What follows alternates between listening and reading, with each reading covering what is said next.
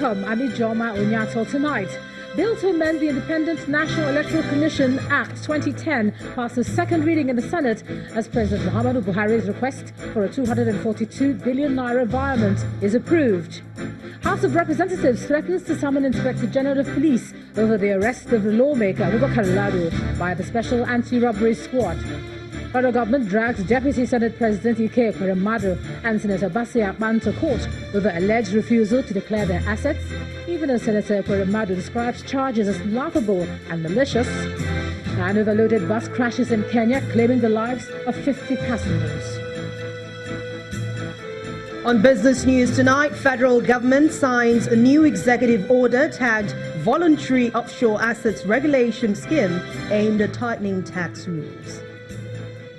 On sports news tonight, five-time champions Rangers International Football Club of Enugu to face old rivals Caterpillars in the final of this year's ITO Cup on October the 24th.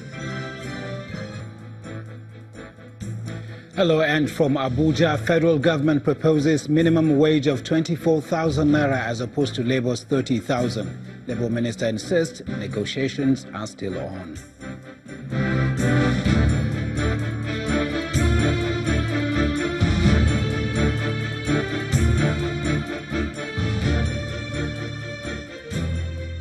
We begin tonight at the National Assembly, where a bill for an act to amend the Independent National Electoral Commission Act 2010 has passed second reading in the Senate. The bill contains corrections made to the initial one sent to President Muhammadu Buhari, to which he declined assent. Some corrections and observations were made by the senators before the bill was read a second time. Meanwhile, President Muhammadu Buhari has formally written to the National Assembly to request a total sum of 242.45 billion naira for the 2019 general elections. Our correspondent Terry Ikumi reports. The total amount of 242,445,322,600 naira requested by INEC and the security agencies be considered for inclusion in my vehement request under the 2018 Appropriation Act. Senate President Bukola Saraki reading a communication from President Muhammadu Buhari requesting for the total sum of 242.45 billion naira 2019 election budget. Afterwards, two new senators are sworn in. They are Ahmad Baba Keita, representing Katsina North Senatorial District, and Lawan Yahaya Gumau from Bauchi South Senatorial District. The two new lawmakers replace Senator Ali Wakili and Senator Mustafa Bukar, who both died at different times earlier this year. We are determined to make sure that we submit our report tomorrow. On the request of the chairman of the Appropriation Committee, the Senate President excuses the committee from plenary to conclude its work and reports to the House the following day. The Red Chamber also receives the bill for an act to amend the provisions of the Electoral Act 2010. Where a smart card reader deployed for accreditation of voters failed to function in any unit and a fresh card reader is not deployed, the election in that unit shall be cancelled and another election shall be scheduled within 24 hours. No individual or other entity shall donate to a candidate more than 10 million naira. His report elicits reactions from other lawmakers as the bill eventually passes second reading. So long as the entity or the individual earns his money legitimately, I don't see why somebody should be limited to what he can donate. But not a situation where somebody comes on my election day and says, my name is not well spelled, the party's name is not well done, and then I could now use that as an excuse to postpone the election. Number 6, 2010, to further improve the electoral process, and for related matters 2018 is read a second time. The Electoral Committee assures that the issues raised by President Muhammadu Buhari while declining assent to the initial bill would be addressed. Meanwhile, the Appropriations Committee is scheduled to meet with the security agencies that will be involved in the 2019 elections to harmonize their budget figures and report back to the Senate. Terry Ikumi, Channels Television News. Meanwhile, the House of Representatives has threatened to summon the Inspector General of Police, Ibrahim Idris, if one of its members, Honorable Bubakar Lado, is not released from the custody of the Special Anti-Robbery Squad by midnight. Considering a motion of urgent national importance, the lawmakers described Honorable Lado's arrest and detention as illegal. The Speaker, Honorable Yakubu Dogara, has also warned against further attempts to frustrate the amendment of the Electoral Act, which seeks to incorporate the use of smart card readers and the electronic transmission of results. Our correspondent, Lanre Lasisi, reports. It's the first full plenary session of the House of Representatives as they return from recess. Honorable colleagues, I'm delighted. The Speaker reads out some of the letters from President Muhammadu Buhari which had been sent while the House was on recess, such as his decision to decline assent to some bills like the Electoral Amendment Bill 2018. This issue is one the Speaker picks on in a speech to welcome lawmakers back.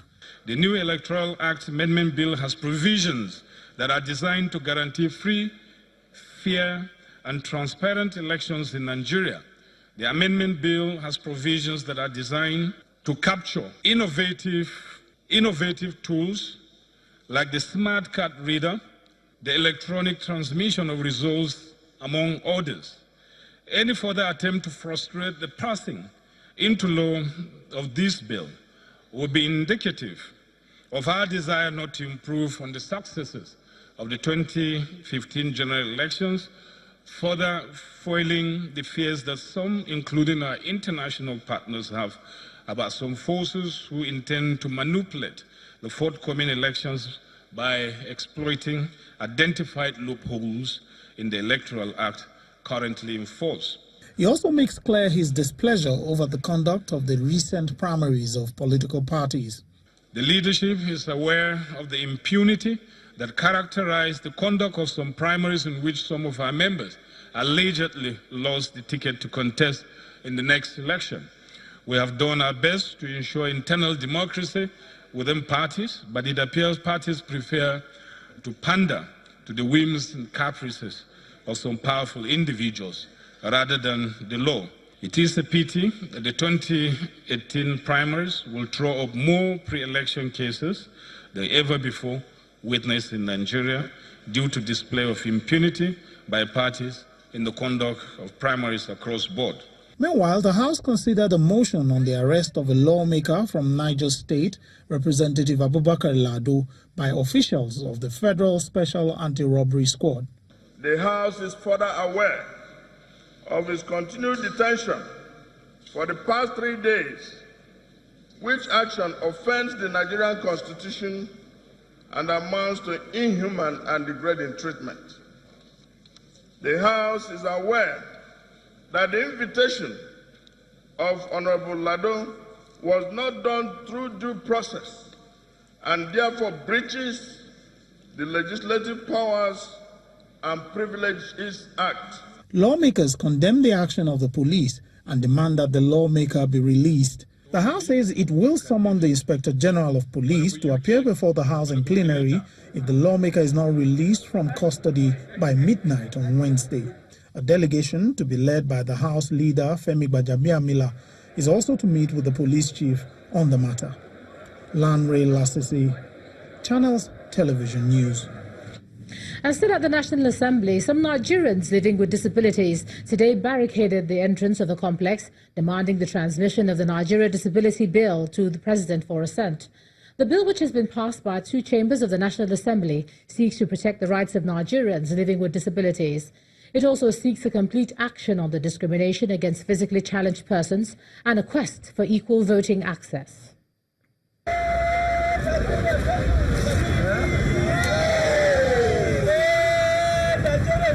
It is a march for freedom of persons with disability, under the coalition of disability organizations take to the streets of Abuja to demand the transmission of the Nigeria Disability Bill by the National Assembly to President Buhari for assent. At the entrance to the National Assembly, policemen barricade the gate, forcing the coalition to occupy the main road leading to the Assembly. The leader of the coalition reels out their position on the bill. We are asking them to transmit the Disability Bill to Mr. President to sign it into law.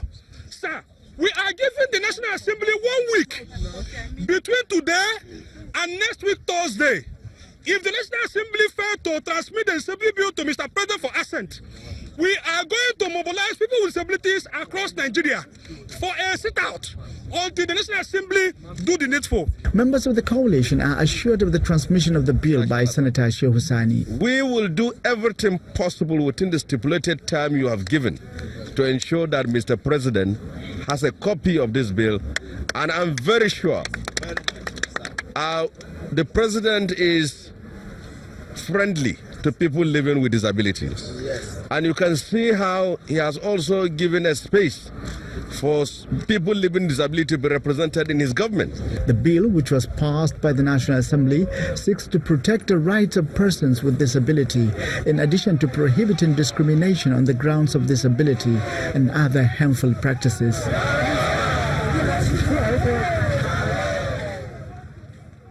And from the lawmakers to the forces of nature, many countries across the world are facing a great challenge of containing hurricanes and floods, but recording minimal success. Weather monitors across the world have for a while been hinting on the dangers of global warming, and although some countries are waking up to the idea, it'll probably take some time for the message to take effect globally. This report examines the battle between man and nature. The warning signs have been flashing for quite some time. Nature signaling its intention to fulfill its purpose.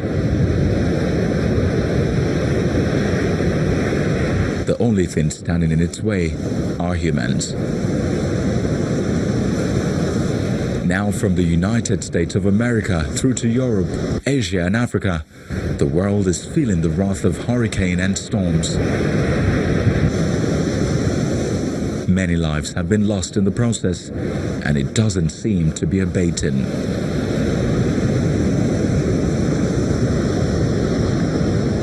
Did anyone see this coming?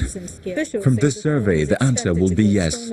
So what was done to prevent the chaos and destruction from reaching catastrophic levels? What could be done?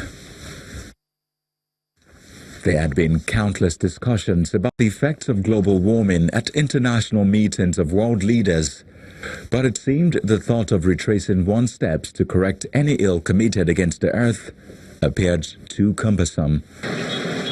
Although attempts have been made through the monitoring of emissions, it seems like it's a game of catch-up. There was a time when everyone had an idea when the rains will be mild or heavy, when it took a break in August.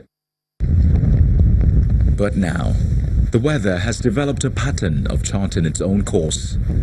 How this spells for man ultimately depends on man. Meanwhile, some residents of Bayelsa State say they're suffering untold hardship due to the rising floods in most of their communities. Many of them have fled their homes, and the situation, as this report shows, is becoming unbearable. Nowadays, Enedochie does not look forward to opening his shop. This is because every time he does, he's left with a sinking feeling, as water is taking over his business. I just did my shop the other time this week. I just raised my store, understand? Water, they see flooding high end, every time high end, every time high end. So I don't know. Other shop owners are not as brave, opting to keep their stores locked up. Or perhaps like this woman, trapped in their homes. Many have moved away to save themselves. Not good 12 years. This woman has an idea where the problem began. After the big flood, where they can't do this road, some places where water they enter for this roundabout, this big shops, place where they do, then go block some places, even this place here. With schools forced to close as a result of the flood, children make the most of the situation to swim. The saying, birds of a feather flock together, is very apt for this image. Staying alive is the only objective. No street is spared. Water, water everywhere. Canoes have become the preferred mode of transportation because the other choice is to wade through, guessing the safest path. Madam Mary, a farmer, says she's lucky to be alive after a battle with nature. She narrates how the flood ambushed her on the way home from her farm. As we go, water reach my chest. Now from there we just dey manage, drag small until we come harvest them. Madam Mary and other farmers are forced to peel and store in sacks what they could salvage from their harvest for fear of contamination. The destruction recorded from this flood, as with many other parts of the country, with lack of a better word, is alarming. Which is why the hope of the residents in this community is probably that someone watching this report urgently comes to their rescue. In part 2, after the break, we'll be looking at the impact of flooding across the country, and we'll be joined by a lecturer in the Department of Geography, University of Lagos, Dr. Mayowa Fatono. That's in a moment. Do stay with us.